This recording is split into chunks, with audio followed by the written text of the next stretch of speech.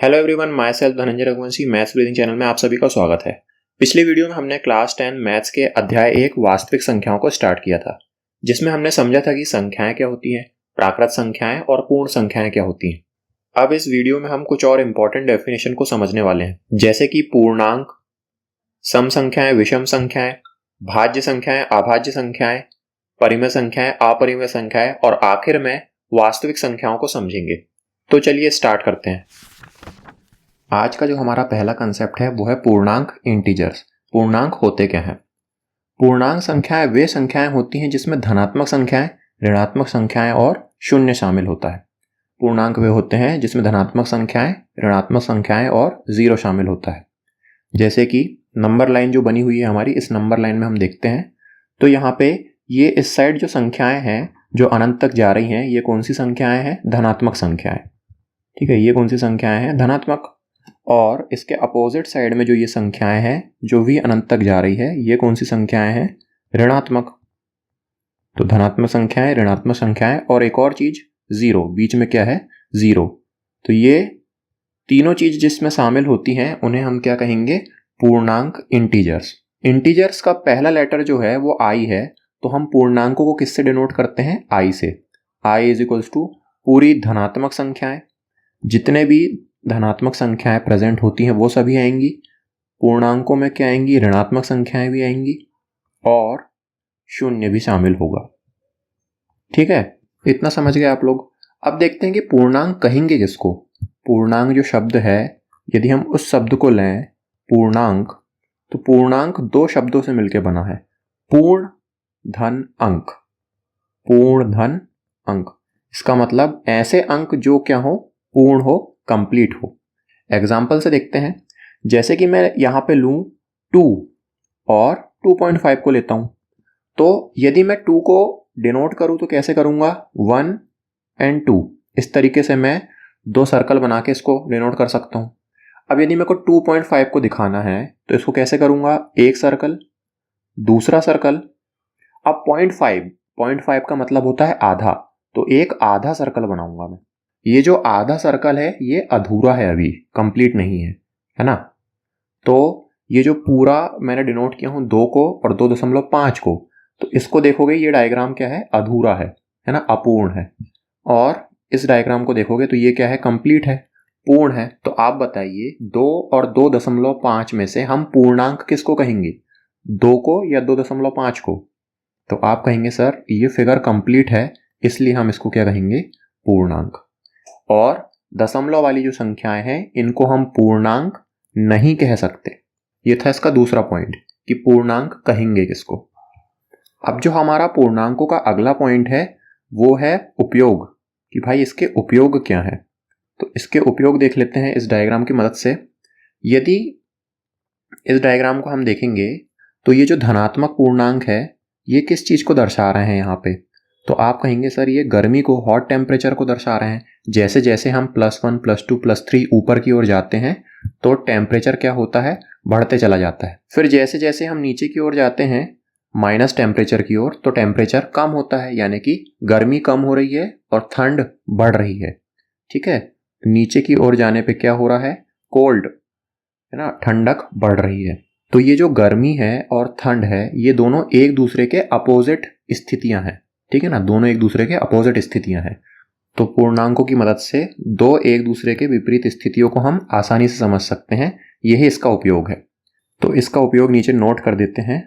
दो विपरीत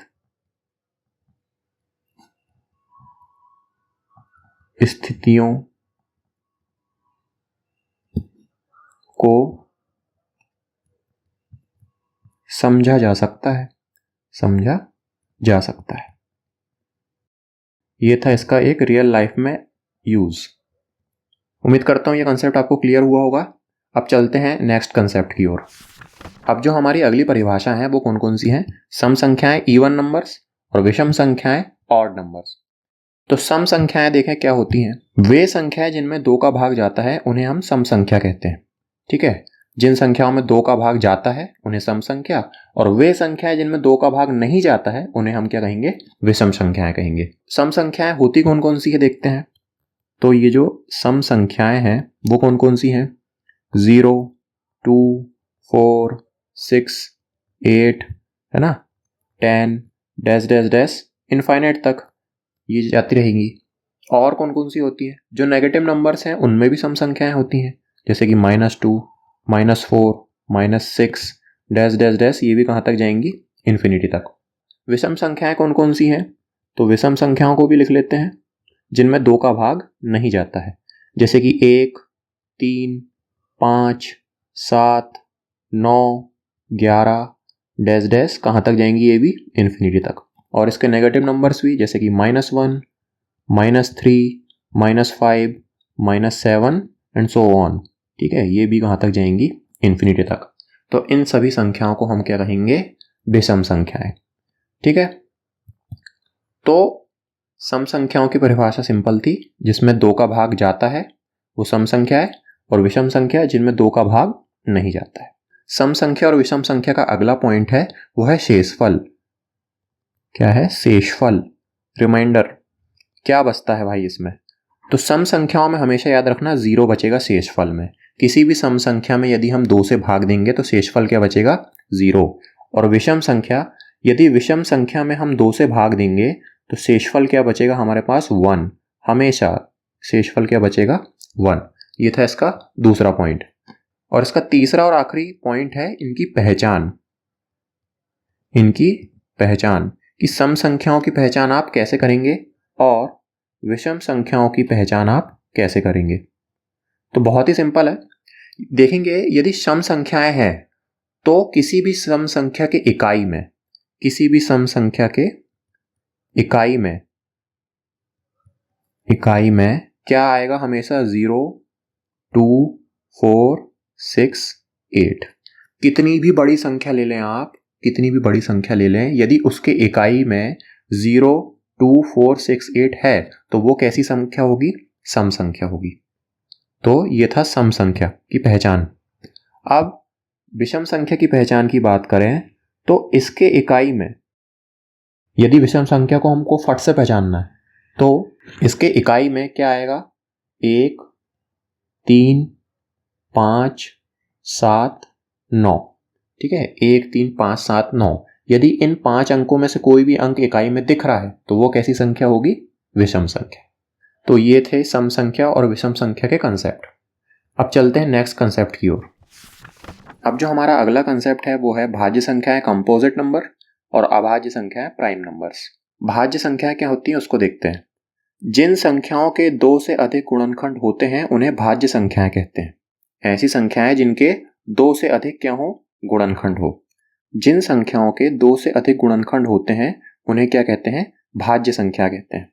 ठीक है, 2 से अधिक गुणनखंड से मतलब क्या है? जैसे कि मैं यहाँ पे एक नंबर लेता हूँ 4।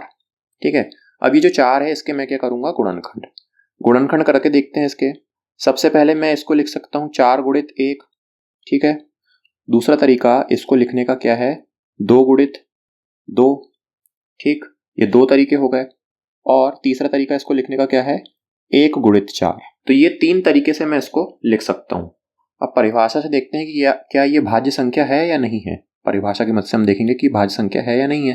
तो जिनके 2 से अधिक गुणनखंड, तो मेरे को यहाँ 2 से अधिक गुणनखंड दिखाई दे रहे हैं, इसका मतलब 4 कैसी संख्या होगी यहाँ पे? भाज्य संख्या। अब देखो, इसी के साथ समझते हैं हम अभाज्य संख्या को।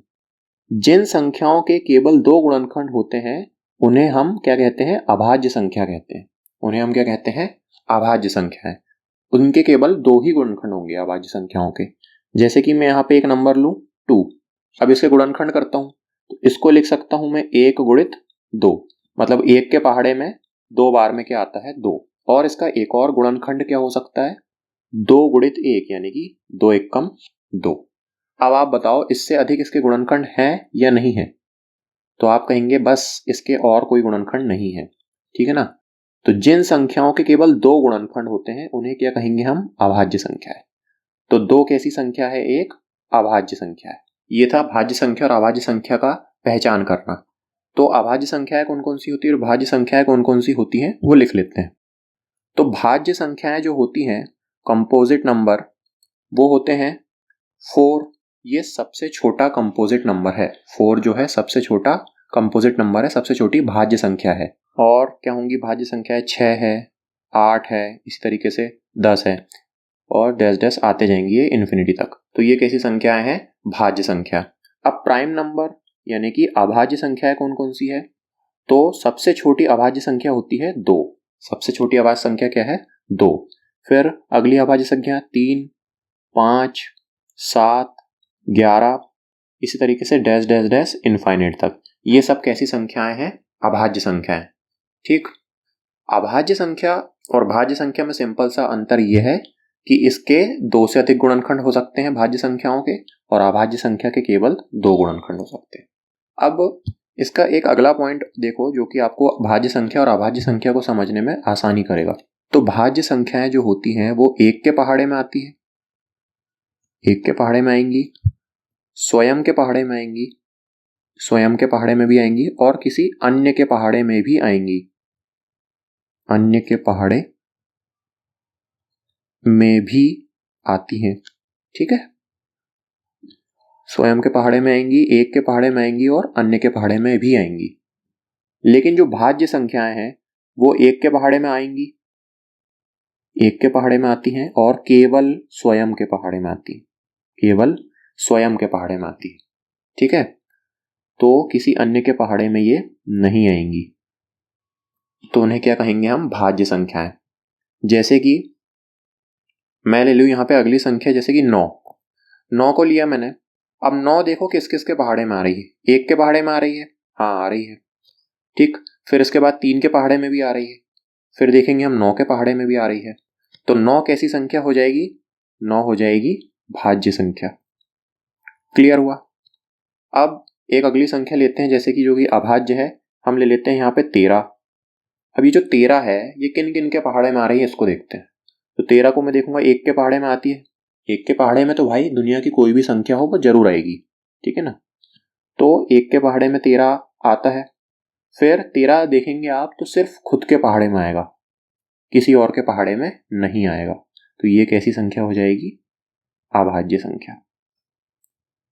तो ये था भाज्य संख्या और अभाज्य संख्या को पहचान करने का तरीका।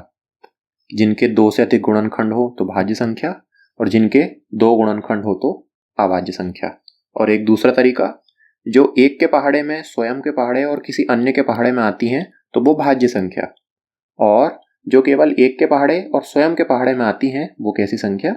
अभाज्य संख्या। अब चलते हैं अगले कंसेप्ट की ओर। अब जो हमारी अगली डेफिनेशन है वो है परिमेय संख्याएं और अपरिमेय संख्याएं, है ना। परिमेय संख्या जिनको हम रैशनल नंबर्स भी कहते हैं वो क्या होती है उसको समझते हैं। वे संख्याएं जिन्हें p/q के रूप में लिखा जा सकता है, वे संख्याएं जिन्हें p/q के रूप में लिखा जा सकता है उन्हें हम क्या कहते हैं? परिमेय संख्या। p/q के रूप में लिख सकते हैं, लेकिन इसमें एक बात हमको क्या ध्यान रखना होता है, q जो कि हर में है उसकी जगह पे 0 नहीं लिख सकते आप। ठीक है ना, p/q के रूप में जो भी चीजें लिखी जा सकती हैं, जो भी संख्याएं लिखी जा सकती हैं वो क्या होंगी? परिमेय संख्याएं, वो होंगी परिमेय। और q की जगह पे हमको सिर्फ ये बात ध्यान रखना है कि 0 नहीं आएगा। तो p और q के जगह पे हम क्या रख सकते हैं? सभी पूर्णांक, जितने भी पूर्णांक है जो अभी हमने पढ़े थे, धनात्मक ऋणात्मक, वो सब इसमें रख सकते हैं। बस हमको क्या ध्यान रखना है? q की जगह पे हमको सिर्फ 0 नहीं रखना है। तो ऐसी संख्याएं क्या कहलाएंगी? रैशनल नंबर्स, परिमेय संख्याएं। इसके उदाहरण देख लेते हैं। 2/3 में लिख रहा हूं, तो 2/3 क्या परिमेय संख्या है? तो हाँ, 2/3 p/q के फॉर्म में दिख रही है, तो ये परिमेय संख्या है। अब ऋणात्मक संख्या ले लेते हैं, ऋण 2/4 ले लिया मैंने, क्या ये परिमेय संख्या है? तो हाँ, ये भी एक परिमेय संख्या है। अब यदि हर में मैं ऋणात्मक संख्या ले लूं, जैसे कि हर में ऋण 5 ले लिया, अंश में क्या ले लिया मैंने? 3 ले लिया, तो ये भी परिमेय संख्या कहलाएगी। तो हाँ, ये भी परिमेय संख्या कहलाएगी। अब p/q के अलावा कुछ और तरीके से भी संख्याओं को लिखा जाता है, परिमेय संख्याओं को, उसको देखते हैं। जैसे कि यहाँ पे लिख दूं मैं 0.25, जैसे कि यहाँ पे लिख दिया मैंने 0.25, तो ये कैसी संख्या है? क्या ये परिमेय है? तो हाँ, ये भी परिमेय संख्या होगी, क्योंकि यदि हम 0.25 में दशमलव को हटाते हैं तो अपॉन में क्या जाएगा? 100। ठीक है, और जब इसको काटेंगे तो 25 एकम 25, 25 चौ 100, तो ये क्या हो गया? 1/4। तो क्या ये परिमेय संख्या है? तो हाँ, 1/4 भी हमको कैसा दिख रहा है? PYQ के फॉर्म में। तो 1/4 भी कैसी संख्या होगी? परिमेय संख्या। अब कुछ और संख्या ले लेते हैं। अब जैसे मैं यहाँ पे लिखता हूँ और दशमलव वाले कुछ अंक, जैसे कि 1.44444 है ना, डैश डैश डैश, ये कभी खत्म नहीं होंगे, आते ही जाएंगे। तो क्लास 9th में आपने इसको पढ़ा है, इसको क्या कहते हैं? तो यदि मैं इसको देखूं तो दशमलव के बाद एक ही संख्या है जो बार बार रिपीट हो रही है, बार बार आते जा रही है, और कभी खत्म हो रही है क्या? तो नहीं, कभी खत्म नहीं हो रही है। ठीक है ना? तो क्या है ये? अशांत है, क्योंकि खत्म नहीं हो रही तो क्या है? अशांत है। और क्या है? आवर्ती। अशांत है और आवर्ती है। तो क्या मैं इसको परिमेय संख्या कहूंगा? तो हाँ, इसको भी हम क्या कहते हैं? परिमेय संख्या कहते हैं। तो ये थे इसके एग्जाम्पल कि जिन्हें हम परिमेय संख्या कह सकते हैं। बस हमको एक चीज इसमें ध्यान रखना है, यदि कहीं पे लिखा आ गया इस तरीके से, तो क्या ये परिमेय संख्या होगी 5/0? तो नहीं, 5/0 परिमेय संख्या नहीं होगी। अब देखते हैं अपरिमेय संख्याओं को कि अपरिमेय संख्या क्या कहलाती है। तो यदि मैं बात करूं अपरिमेय संख्याओं की, तो वे संख्याएं जिन्हें हम PYQ के रूप में नहीं लिख सकते, उन्हें हम क्या कहते हैं? अपरिमेय संख्याएं। P/Q के रूप में नहीं लिखा जा सकता इन्हें, उन्हें क्या कहेंगे? अपरिमेय संख्याएं, इर्रेशनल नंबर्स। इर्रेशनल नंबर्स कौन कौन से होते हैं वो देखते हैं, जिनको हम P/Q के रूप में नहीं लिख सकते। जैसे कि √2। √2 को हम P/Q के फॉर्म में नहीं लिख सकते। √2 की क्या वैल्यू होती है? तो 1.414, ये √2 की वैल्यू होती है, और डैश डैश कभी खत्म नहीं होती। इसके बाद रैंडम नंबर आते जाते हैं। ऐसे ही √3 की वैल्यू क्या होती है? 1.732, डैश डैश आते ही जाएंगी। और पाई की वैल्यू, ये भी आपको पता है, 3.14 हम लिखते हैं, ये भी कभी खत्म नहीं होती, आती ही चली जाती है। मतलब ये वैल्यू कभी खत्म नहीं हो रही है। अब वैल्यू तो ये 1.44 भी कभी खत्म नहीं हो रही थी, तो पर इसको हमने परिमेय संख्या में क्यों लिखे? इसको परिमेय संख्या में हमने इसलिए लिखे हैं क्योंकि सेम नंबर्स हैं, हर जगह कैसे नंबर्स हैं? सेम, और खत्म नहीं होंगे, 4 4 4 4 आते ही रहेगा।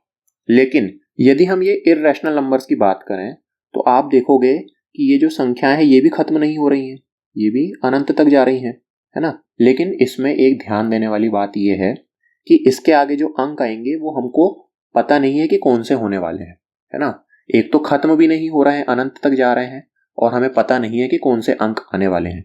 तो इसको हम क्या लिख सकते हैं? इसको हम लिख सकते हैं अशांत है ये कैसे हैं? अशांत है और अनावर्ती है। और क्या है? अनावर्ती। अनावर्ती मतलब जिनकी कोई गारंटी नहीं हो कौन सा अंक आगे आने वाला है, हमको पता ना हो, उन्हें हम क्या कहेंगे? अनावर्ती। तो ऐसे अंक जो अशांत होते हैं और अनावर्ती होती हैं, उन्हें हम क्या कहते हैं? अपरिमेय संख्याएं कहते हैं। जैसे कि यहाँ पे मैं एक और अंक लिखता हूँ, 0.303003000 डैश डैश डैश इन्फिनिटी। क्या ये इर्रेशनल नंबर है? बताइए, इर्रेशनल नंबर है या रैशनल नंबर है? तो आप देखोगे ये भी एक कैसा है? इर्रेशनल नंबर, क्योंकि 30 फिर 300 यहाँ पे भी फिक्स पैटर्न नहीं है, फिक्स पैटर्न यहाँ पे नहीं है, और अनंत तक जा रहा है। तो ये भी कैसा नंबर है? अशांत है और अनावर्ती है। क्लास 9th में हमने ये अशांत अनावर्ती कंसेप्ट पढ़े थे। तो ये थे परिमेय संख्याएं और अपरिमेय संख्याएं। उम्मीद करता हूँ ये कंसेप्ट आपको क्लियर हुआ होगा। चलिए चलते हैं अगले कंसेप्ट की ओर। अगला जो हमारा कंसेप्ट है वो है रियल नंबर्स, वास्तविक संख्याएं। तो रियल नंबर्स बहुत ही सिंपल डेफिनेशन है, जो कि हमारे चैप्टर का नाम भी है, वास्तविक संख्याएं, रियल नंबर्स। रियल नंबर्स होते क्या हैं? वे संख्याएं जिसमें परिमेय संख्याएं तथा अपरिमेय संख्याएं आती हैं, उन्हें हम क्या कहते हैं? वास्तविक संख्याएं। तो वास्तविक संख्याओं को मैं यदि एक नंबर लाइन में रिप्रेजेंट करना चाहूं तो देखो कैसे करूंगा। मैंने यहाँ पे नंबर लाइन बना ली, बीचों बीच में मैं ले रहा हूं 0, ठीक है, इधर 1 2 3 डैश डैश डैश इन्फिनिटी तक, ये पॉजिटिव नंबर्स हो गए। यहाँ नेगेटिव नंबर्स ले लेता हूँ, -1 -2 -3, और ये कहाँ तक जाएगा, इन्फिनिटी तक। अब इनके बीच में मैं और भी संख्याओं को दर्शा सकता हूँ जो परिमेय संख्याएं हों और अपरिमेय संख्याएं भी हो सकती हैं। पहले अपरिमेय संख्या को दर्शा देते हैं। तो अपरिमेय संख्याएं कौन कौन सी होती है, अभी हमने देखे थे कि पाई होता है अपरिमेय संख्या। पाई का मान क्या होता है, 3.14 डैश डैश आते ही जाएगा। कर्णी दो क्या होती है, ये भी एक अपरिमेय संख्या होती है। इसका मान क्या होता है, 1.4142 डैश डैश डैश आते ही जाएगा ये भी। और एक और संख्या लेते हैं जैसे कर्णी 3, इसका मान क्या होता है 1.732 और ये भी अंक आते ही जाएंगे, खत्म नहीं होंगे। तो इनको दर्शाते हैं। तो 3.14, मैं कहाँ जाऊंगा, 3 पे जाऊंगा पहले। कहाँ गया, 3 पे, 0.14 समथिंग यहाँ पे जो होगा ये क्या होगा, पाई की वैल्यू होगी। तो यहाँ पे एक पॉइंट बना के मैं पाई को दर्शा दे रहा हूँ। अब कर्णी दो का मान क्या है, 1.4, तो एक ये है, 1.4 समथिंग यहाँ पे आएगा। तो ये क्या हो गया, कर्णी 2, ठीक। और 1.7 ये किसकी वैल्यू है, 1.732 ये कर्णी 3 की वैल्यू है। तो थोड़ा सा और आगे यहाँ पे क्या हो जाएगा हमारा, कर्णी 3। तो ये जो नंबर लाइन है इसमें अपरिमेय संख्याओं को हमने रिप्रेजेंट कर लिया। अब परिमेय संख्याओं को दर्शाते हैं। ये जो संख्याएं हैं ये ऑलरेडी परिमेय है क्योंकि इनके अपॉन में क्या है, 1 है। हर किसी संख्या के बटे में 1 होता है। तो ये क्या है, p/q के फॉर्म में दिख रही है मेरे को। हर एक संख्या कैसी दिख रही है, p/q के फॉर्म में। तो ये सब क्या होंगी, परिमेय संख्याएं। और पाई, कर्णी 3 और कर्णी 2 क्या है, अपरिमेय संख्या। तो हमने संख्या रेखा पर वास्तविक संख्याओं को दर्शा लिया है। वास्तविक संख्याएं क्या होती हैं, जिनमें परिमेय संख्याएं और अपरिमेय संख्याएं शामिल होती हैं। तो उम्मीद करता हूं आपको वास्तविक संख्याओं की डेफिनेशन समझ में आई होगी। अगले वीडियो में हम समझेंगे वास्तविक संख्याओं के कुछ और इम्पोर्टेंट कंसेप्ट और एक बहुत ही इम्पोर्टेंट कंसेप्ट जो कि चैप्टर 1 से हर साल पेपर में पूछा ही जाता है, अंकगणित की आधारभूत प्रमेय, फंडामेंटल थ्योरम ऑफ अर्थमेटिक। ये एग्जाम में फिक्स है इसके क्वेश्चंस आना। तो मिलते हैं अगले वीडियो में।